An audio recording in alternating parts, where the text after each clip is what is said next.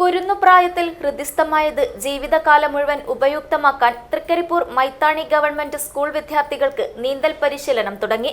വിദ്യാഭ്യാസം എന്നാൽ ജീവിത നൈപുണ്യ വികസനം കൂടിയാണെന്ന കാഴ്ചപ്പാടിലാണ് സ്കൂൾ അധികൃതർ നീന്തൽ പഠിപ്പിക്കാൻ പദ്ധതി തയ്യാറാക്കിയത്.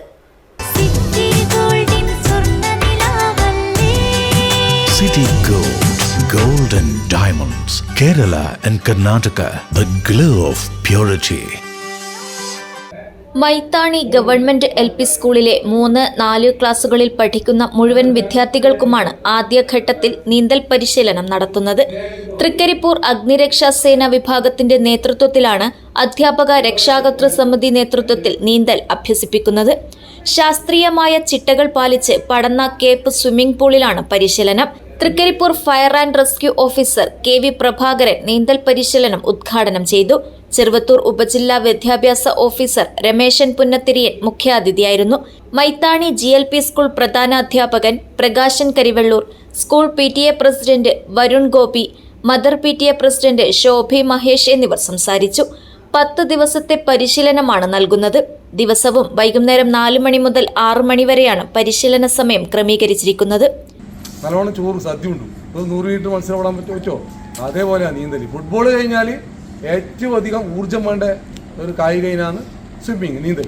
അപ്പോൾ അത്രയ്ക്ക് നല്ല ഊർജ്ജം വേണം. അപ്പോൾ നല്ലോണം ഭക്ഷണം കഴിച്ചാൽ നമുക്ക് 100 മീറ്റർ ഓടാൻ പറ്റില്ല, നീന്താനും പറ്റില്ല. അപ്പോൾ ചില അപകടം പറ്റുന്നതാണ്. സ്കൂൾ വിട്ടിട്ട് നല്ലോണം 2 ദോശയും 3 ദോശയിൽ അടിച്ച് മാറിക്ക് നേരെ പുറത്ത് പോകും. അപ്പോൾ നീന്താൻ പറ്റില്ല. വെള്ളം ഒഴിച്ചും മസിൽ പിടുത്തം വരും, ക്ഷീണം വരും, അപകടം വരും.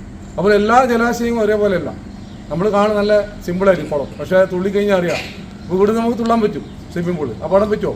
ഇത് കണ്ടിട്ട് കുളത്ത് തുള്ളിയാലോ ചളി ഉണ്ടാവും. ചളിയിൽ നേരെ പോയി താവും. ചിലപ്പോൾ കല്ലുണ്ടാവും, കല്ലിന് വെച്ചടിക്കും. ചിലപ്പോൾ വേറെ മരത്തിൻ്റെ വേരുകളുണ്ടാവും, അവിടെ പോയി താവും. അപ്പോൾ ചില പുഴകളിൽ പോയാലോ ചുഴിയുണ്ടാവും, ഒഴുക്കുണ്ടാവും. അപ്പോൾ നമ്മൾ ജലാശയങ്ങളെല്ലാം വ്യത്യസ്തമാണ്. നമുക്ക് വേണമെങ്കിൽ ഇത് മാത്രമല്ല, നമുക്ക് കുളത്തിൽ നിന്നും പ്രാക്ടീസ് ചെയ്യാം, പുഴയിൽ നിന്നും പ്രാക്ടീസ് ചെയ്യാം, അല്ലേ? നമ്മൾ ഈ അവസരത്തിൽ നമ്മളൊരു വാഗ്ദാനം, നല്ല വൃത്തി പഠിച്ചാൽ 3 ജലാശയത്തിൽ നമുക്ക് പ്രാക്ടീസ് ചെയ്യാം. സ്വിമ്മിംഗ് പൂള്, കുളം, പുഴ. ഒരു പ്രാവശ്യം പുഴയിൽ കൂടി കൊണ്ടുപോകാം. എങ്ങനെ? ഏറ്റവും ഈസി പുഴയിൽ നീന്താനാണ്. എന്തുകൊണ്ട്? പുഴയിൽ നീന്താൻ ഈസി എന്തുകൊണ്ടായിരിക്കും? ഉപ്പുവെള്ളത്തിൽ പെട്ടെന്ന് നമ്മൾ പൊങ്ങിക്കും, ഇല്ലേ? കോഴിമുട്ട ഉപ്പുവെള്ളത്തിട്ടാനാവും. ആരും പരീക്ഷ നടത്തിയില്ല? ഇല്ല. കോഴിമുട്ട ഉപ്പുവെള്ളത്തിട്ട് പൊങ്ങിക്കൂലേ? അപ്പോൾ അതുപോലെ ഉപ്പുവെള്ളത്തിൽ നമ്മളിങ്ങനെ പൊങ്ങിക്കും, നമുക്ക് ലേശം നീന്തല്ലോ. പക്ഷേ ശുദ്ധജലത്തിലാണെങ്കിലോ നമുക്ക് കുറേ അടിച്ചു മൊത്തത്തിലാണ്. അപ്പോൾ എന്തായാലും നമുക്ക് ഈ നീന്തൽ പരിശീലനം ഗംഭീരമാക്കാം. News bureau, Cheruvathur.